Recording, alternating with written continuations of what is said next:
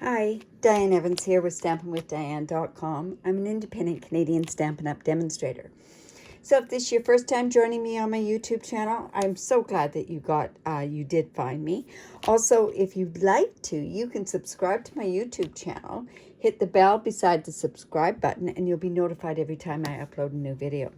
So today I'm playing with something that really wasn't on my radar. It's a Beauty of the Earth suite. This suite actually can be found on page 10 and 11 of the annual catalog. You can purchase like one price for the suite, which gives you the bundle. It also gives you the designer series paper and also the bark embossing buddy. But because I wasn't really taken with this when I first saw it, I love paper, so I went and I bought the paper. And then after seeing the paper, and trust me, once you see that paper, you're going to love it. But then I went and I purchased the bundle. So this bundle, the Beauty of Friendship bundle, if you do purchase it together, you save 10%. And you do get the 13 stamp sets and the dies. Now today we're going to do a card that mainly uses our designer series paper and the dies. But check out this paper. This paper is just gorgeous. And it has like 9 different colors that coordinate with it. We have our bumblebee and our Cajun craze. We have some misty moonlight. We have some night of navy. We've got some bumblebee. We've got some mossy meadow. My goodness. Oh, and this one, Merry Merlot. Merry Merlot is one of those colors that has been around for quite a while since we did the color revamp. But we haven't used it much because it hasn't been put in that many designer series paper. And let me tell you, it's just gorgeous. So today we're going to play with this. Now let me show you that full piece. This is the full piece of the cards or designer series paper that you can get. And this can be cut into like 4-inch strips, which fits perfectly on our card base by 5 1/4. And then I ended up with pieces in the middle here, which I used in ways to, on another card that I've done that I will show later on, that I've used it for my sentiments there as well. So I'm going to show you, this is, like I say, we're going to use some Merry Merlot on here, and we're going to use this designer series paper. Where did it go to? Oh my goodness, where is it? Here we go. This piece, and it was cut. It's cut with the 4 by 5 1/4. And isn't it just gorgeous? Now, it also looks so pretty on Misty Moonlight cardstock, which I could have layered it more with another piece of the Misty Moonlight, but check it out there. I have the other card that's using Misty Moonlight. It's very, very pretty. Anyways, the card base is 5 1/2 by 8 1/2, and it's scored at 4 1/4, and we're just going to go in and use our bone folder to get that good and scored. All my measurements are on my blog, and there's a link to my blog below this video as well. And like I say, I put the measurements all on the blog, and then we go from there. So I'm just going to go ahead, and I'm just going to put that right onto my cardstock. And you can see the other side is gorgeous as well. Let's just put this on here. And today what I'm doing is I'm using a technique that I've done just the other day, which is a very popular technique, and that's your blends on vellum. But I'm not going to do it on vellum. We're going to switch it up just a little bit. So we're going to be using some early espresso, and I'm going to cut the tree trunks out of that. We have some more Merry Merlot for the sentiment. I have some beautiful, the copper foil, like I say. And we have copper embossing powder, which really, really makes me happy. But on the back of this piece here, I have this, because I'm going to be cutting out an intricate kind of die, I've got these adhesive sheets, and I'm actually going to apply that to the back of this copper piece. And the reason being for that is that I want to get, like I say, for it to stick onto my cardstock very easily. And I won't be having to glue it. I don't like glue and the foil paper. And the reason I don't is because it leaves, if you get a bit of glue on it, it leaves a bit of a residue. So let's get, I think I should start by coloring this piece and doing this piece first. So I'm bringing in my blends, and the blends that I'm bringing in is a light cherry cobbler, and it kind of helps emulate the color of Mary Merlot. I'm using a Cajun Craze, and I'm also using, this is the dark Evening Evergreen, but I think I'm going to use, I'm thinking maybe the lighter one might be the better one. Don't know if, yeah, I got it on the desk here. So I think I'll use the lighter one. We'll see how that works. Now, because we want to do this fairly quickly, I have some isopropyl. Oh my goodness. I've got my rubbing alcohol. It's at 91% up to 99%. If you go below that, the 70%, it doesn't work as well. And I have my little Chucky bottle here that I use. Notice that it's a bit colored because of my rubbing alcohol that I have on there. I'm going to bring in my paintbrush, and we're going to get this done first so that we can let it dry. So I'm just going to come in and I'm going to color very, very lightly with our Evening Evergreen. You know, I don't know if this is going to be dark enough. We're going to give it a try anyways. And I do have my Cajun Craze. Other colors that I did use on previous ones were Pale Papaya, but it wasn't quite dark enough, I found. And then we're going to lightly also color with the Cherry Cobbler. And I find that maybe I should have probably done this in circles instead of in lines. And let me just come in with my paintbrush, and I'm just rubbing it, putting it into that alcohol, and then I'm just going to do it as the same principle as I do with the, you know what, that dark is not dark enough. I can see that right now. So where I haven't put this, I'm going to go to put a tiny bit of the dark. There we go. Let's just get this. Now, there's a bit of a finish on the foil, so it tends to not blend until you get it quite saturated.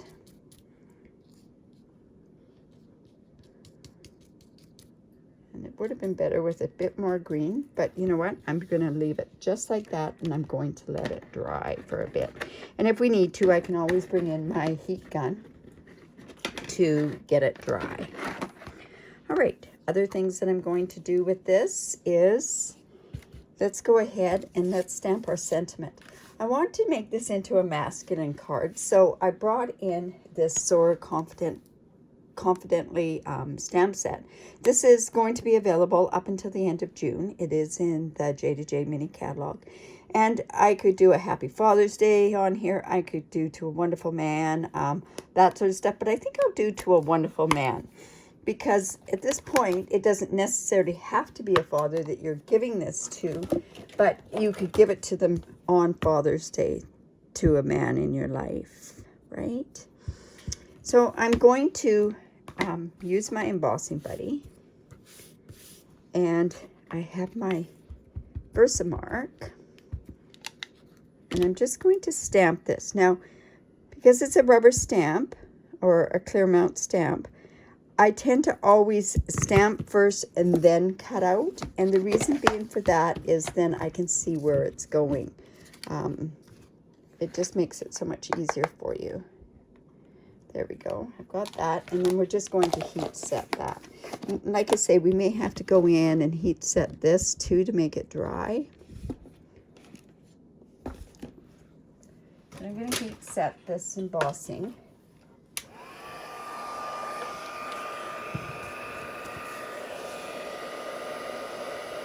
And let's see. There we go. I didn't let it warm up. But anyways, what you don't want to do... Oh, you can see my... Over here, it is tending to heat dry a little bit. You know what? I'm going to do that so that we can get going on the other part of the card. Just bring that in. Just love this effect on this foil. You'll see once it's on the card how pretty it really looks. So now what I can do is I can bring in some, and this is sticking to me because of that adhesive sheet on the back. I'm going to come in and I'm going to cut these 3 images from my die cuts here. So I'm going to use this rectangle. That's going to be for my sentiment. I'm going to use these for the leaves. And then I'm coming in and I'm using the tree, the outline of the tree, the branches, and the trunk and that sort of stuff. And now I'm going to come in with my mini cut and emboss machine. My goodness, I think I'm going to get rid of this right now. And the reason being is it's sticking to me all over the place. So I'm going to go in with my trees, leaves. I'm just going to put that onto there. Let's just run that through.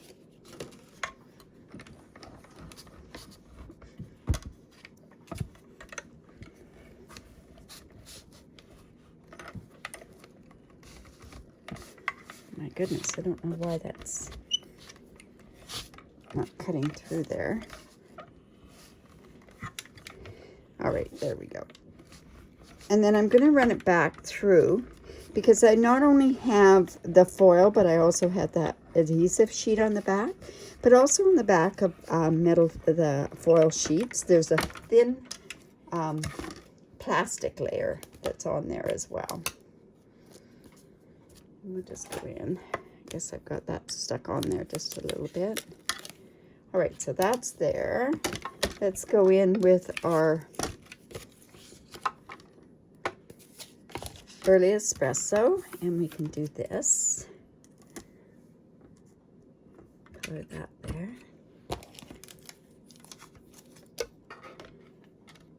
And just run that through.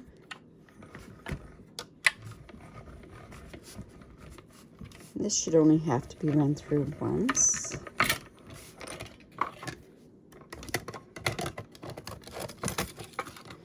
Love this image. I guess this would be good for a Halloween one too, you know, when you really think of it. And then we have this small little image. And there we go, there's our die. I'm just going to put it on here. Now, I know you can probably say, oh, this we could just go ahead and we could just cut out a rectangle with this. There's actually an embossed frame around this die cut, and so it kind of adds to it. Now this I'm using is just Post-it note tape, just to kind of keep it in place.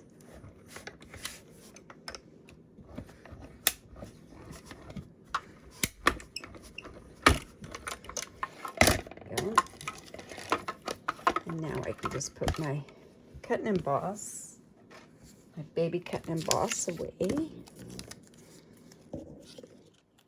And I don't know if you can see it, but there is a tiny frame around that part there as well. Just put my frames away here. And this one, watch when I take this off. So this is going to be just like this. And look at this beauty of these. Look at how pretty that looks. My goodness. And it's, I will have to poke some of these out. Like I say, we do have that extra thickness. And actually, when I do take off part of the backing of this, it's going to remove some of those pieces.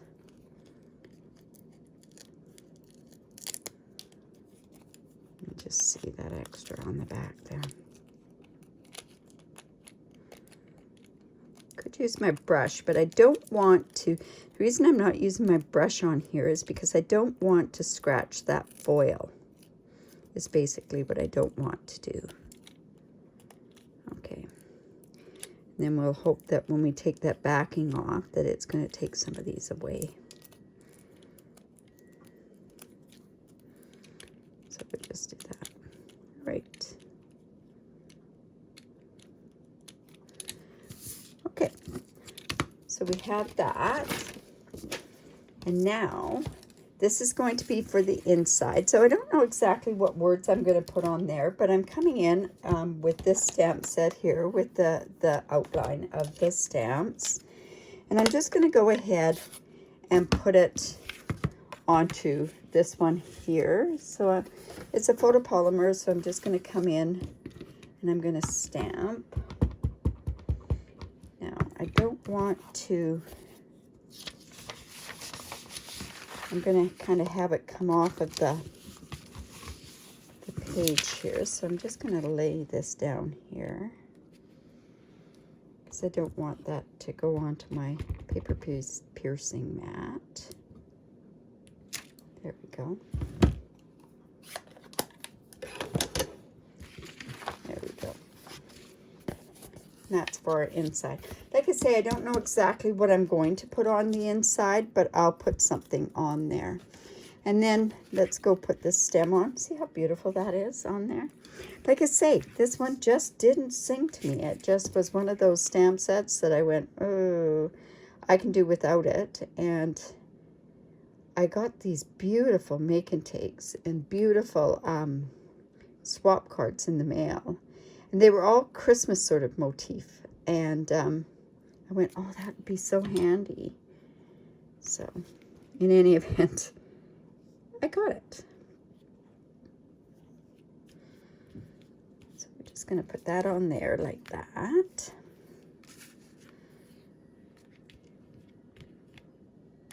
And I'm actually just going to go in. Sorry, I don't normally do that, but that seemed like the easiest thing to put on there. Now, on the back here, I'm going to take off this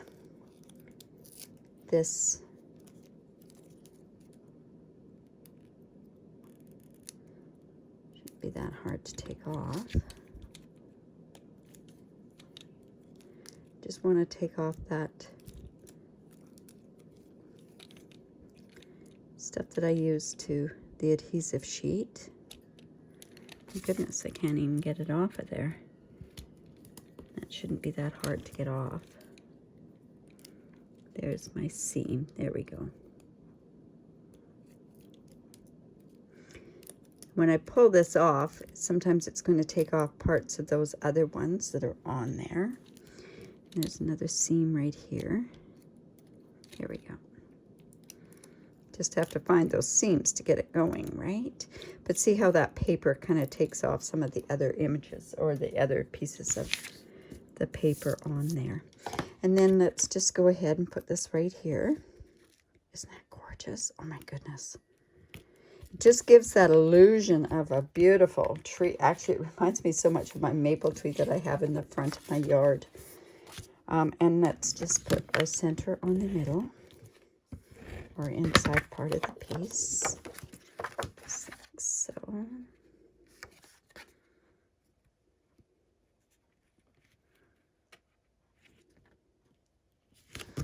Like that. And then we're going to put this sentiment on here, and I'm going to put it on with dimensionals. I think that's the best bet on this one. And then I'm going to put the just put it directly right onto the paper from there.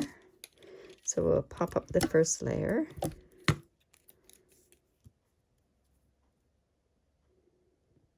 There we go. And just put that on behind. We're just going to put that right about there. Now, I thought this looked kind of plain at this point. So then I remembered something that we had done, that I had done years and years ago. So we're going to go ahead and do that. And I had some pearls. And I know pearls don't really look that great on here, but once I'm finished with them, you're going to, it's going to go great for this masculine type card. So I'm just going to take off 3 pearls. So off of my thing. And I'm coming back in with my Versamark.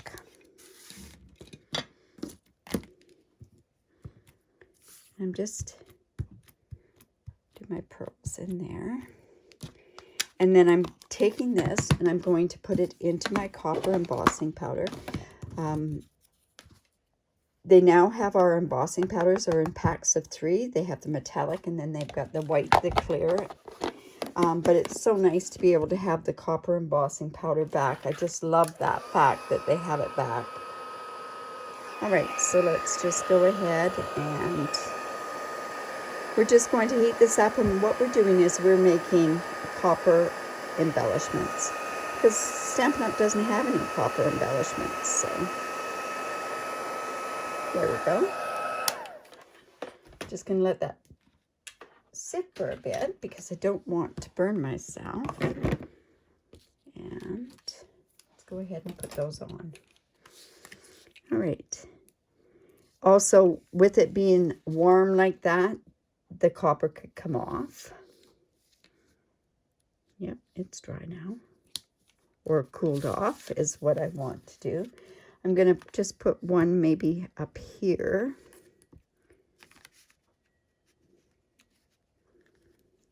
And another one we're going to put down over.